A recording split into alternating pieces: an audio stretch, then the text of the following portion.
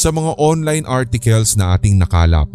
binanggit na karamihan sa mga estudyanteng ito ay mga nagsisipag-aral sa malalaki at kilalang mga universidad sa Maynila at karamihan ay galing sa mga mayayamang angkan sa Negros Island.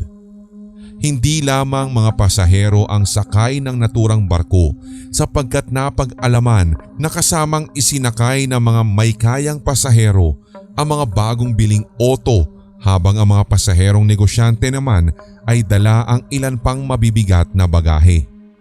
Dakong 10:30 ng gabi, kalmadong binabaybay ng MV Don Juan ang Tablas Strait sa pagitan ng Tablas at Maestre de Campo Island habang karamihan sa mga pasahero na may natutulog na.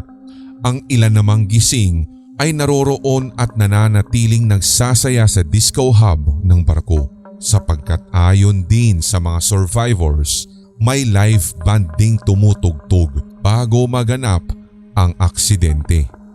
Wala pa ngang ilang minuto, nagulat at nagsitumbahan halos lahat hanggang ang ibang pasahero'y nabulahaw o kung hindi man ay nadag-anan pa ng ibang bagahe sapagkat biglang nasa pool ang port side ng MV Don Juan ng oil tanker na empty